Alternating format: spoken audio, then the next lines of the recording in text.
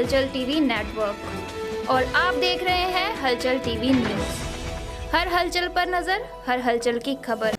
नमस्कार दर्शक मित्रों, हलचल टीवी न्यूज़માં આપનું હાર્દિક સ્વાગત છે। પવિત્ર રમજાન માસ ટાણે જ આણંદના ગુજરાતી ચોકમાં દબાણોનો રાફડો ફાટી નીકળ્યો। ગુજરાતી ચોકમાં બિલાડીના ટોપની જેમ ફાટી નીકળેલા ફ્રાય સેન્ટરો દ્વારા આડેધડ દબાણો ખડકી દેવામાં આવતા ટ્રાફિકની અવરજવરમાં ભારે મુશ્કેલીઓ સર્જાઈ હોવાની વ્યાપક ફરિયાદો તંત્ર મુખ્ય પ્રેક્ષક બનીની ભૂમિકામાં। આણંદમાં છેલ્લા ઘણા સમયથી આણંદ ગુજરાતી ચોક રોડ ઉપર ગેરકાયદેસર દબાણોનો રાફડો ફાટી નીકળ્યો છે। હાલમાં પવિત્ર રમજાન મહિનો શરૂ થઈ ગયો છે, ત્યારે ગુજરાતી ચોકમાં સાંજના સમયે નીકળવું એટલે લોઢાના ચણા ચાવવા સમાન સ્થિતિ બની જવા પામી છે। આ અંગે કેટલાક સ્થાનિક જાગૃત નાગરિકોના જણાવ્યા અનુસાર આણંદના ગુજરાતી ચોકથી મહેન્દ્ર શાહની હોસ્પિટલ ચોકડી અને બીજી તરફ ઇસ્માઇલનગર ફાટક સુધીના માર્ગ ઉપર અડધા રસ્તા સુધી દબાણોનો રાફડો ફાટી નીકળ્યો છે। તેમાંય ગુજરાતી ચોકમાં બિલાડીના ટોપની જેમ ફાટી નીકળેલા ફ્રાય સેન્ટરો દ્વારા પણ આડેધડ દબાણો ખડકી દેવામાં આવતા ટ્રાફિકની અવરજવરમાં ભારે મુશ્કેલીઓ સર્જાઈ રહી છે।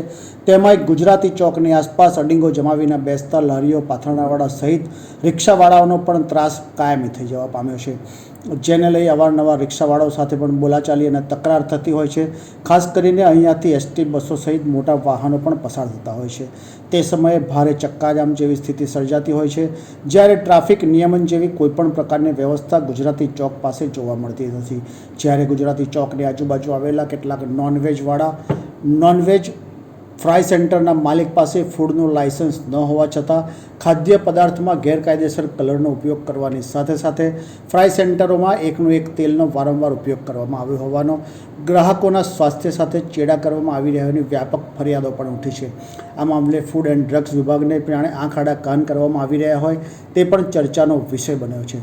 સાથે સાથે ભરચક રસ્તા વચ્ચે ધમધમતા ફ્રાય સેન્ટરો કોઈપણ પ્રકારની ફાયર સેફ્ટી વગર આડેધડ રીતે ઘરેલું ગેસ સિલિન્ડરોનો પણ બેફામ ઉપયોગ કરતા હોવાની ચર્ચા પણ થતી જોવા મળી છે અને વ્યાપક પ્રમાણમાં ફરિયાદો પણ ઉઠવા પામી છે। ત્યારે આ મામલે ફાયર વિભાગ પણ ઘોર નિદ્રામાં હોય તેવું પ્રતીત થઈ રહ્યું છે।